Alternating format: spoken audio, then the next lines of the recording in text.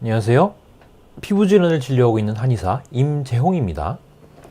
아토피를 앓고 있는 분들, 특히 결혼과 임신, 출산을 앞두고 있는 여성 아토피 환자분들이 제일 걱정하는 게 바로 아토피가 유전되느냐 하는 문제입니다.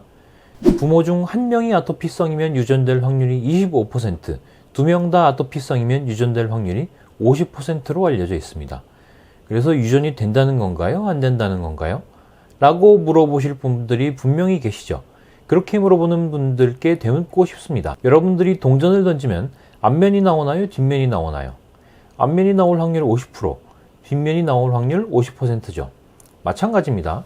반드시 유전된다가 아니라 생활 환경이나 양육 조건에 따라서도 달라질 수 있기 때문에 반드시 유전되는 건 아니라는 거죠. 설령 부모가 알레르기라고 하더라도 만 2세경까지 알레르기를 일으키는 각종 물질들과 우유를 피해서 아이를 키우시면 알레르기가 발생할 확률이 많이 줄어든다고 합니다. 전 인구의 25%가 알레르기 환자는 아니지만 전 인구의 약 25% 정도가 알레르기성 체질을 가지고 있다고 합니다. 여기에 관여하는 유전자는 확실치는 않지만 11번 염색체에 우성 유전자가 주로 관여하는 게 아닐까 추정하고 있습니다. 질병과 유전을 연구하는 데 있어서 가장 중요한 게 쌍둥이 연구입니다. 그 중에서도 일란성 쌍둥이. 일란성 쌍둥이는 같은 유전자를 가진 두 개체이기 때문이죠. 실제로 일란성 쌍둥이 중 한 명이 게이일 때 다른 한 명도 게이일 확률이 60%나 된다고 합니다. 그럼 알레르기는 어떨까요?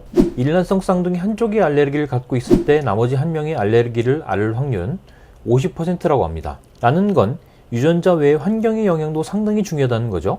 부모가 아토피라고 해서 좌절하실 필요는 없다는 얘기입니다. 여기서 하나 더 알아두셔야 할 건 알레르기와 스트레스와의 관계입니다. 나중에 이에 대해서 자세히 설명드릴 텐데 아기들 성향이 각자 다르죠. 태어난 지 100일, 200일 지나면은 어느 정도 각이 나오죠. 어떤 아기는 밤에 잘 안 깨고 잘 자는데 또 어떤 아기는 1시간 자고 일어나서 웽 하고 울고 겨우 달래서 재워 놓으면은 또 1시간 있다가 일어나서 웽 하고 울고 이런 애들은 또 낯도 가려요. 낯선 사람 보면 또 울고 입도 짧아요. 외부 자극에 대한 반응을 기준으로 아이들을 나누면 예민한 아이들이 아무래도 스트레스에 더 취약하겠죠. 이런 아이들이 나중에도 예민한 어른으로 자라날 확률이 매우 높고요.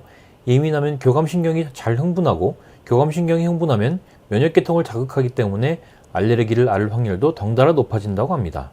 문제는 이렇게 스트레스에 취약하고 예민하거나 불안 성향이 있는 부모를 둔 아이들 역시 알레르기를 앓을 확률이 높아진다는 겁니다. 불안 성향도 알레르기처럼 유전되기 때문이겠죠. 문제가 되는 건 이런 불안 성향을 가진 부모님들의 아이들이 아토피를 앓고 있을 때인데요. 한방 치료를 하다 보면은 증상이 좋아졌다가도 일시적으로 나빠지기도 하고 그러거든요. 근데 부모님들이 불안하니까 한의원에 전화해서 난리가 납니다. 애가 왜 이러냐, 이게 지금 낫는 거냐, 약에 뭐가 들었냐, 약을 잘못 쓴 거 아니냐. 불안이 두뇌를 한번 지배하기 시작하면 악순환이 지속되기 때문에 이성으로 설득이 불가능해요. 그래서 부모님들은 아기들 치료를 포기하게 되고 아이는 부모님의 불안증 때문에 스테로이드로 하루하루를 견딜 수밖에 없는 상황이 되는 겁니다. 지금까지 아토피와 유전에 대해서 알아봤고요. 다음 시간에는 아토피의 원인 중에서도 알레르기 질환으로서의 아토피에 대해 알아보도록 하겠습니다. 지금까지 한의사 임재홍이었습니다.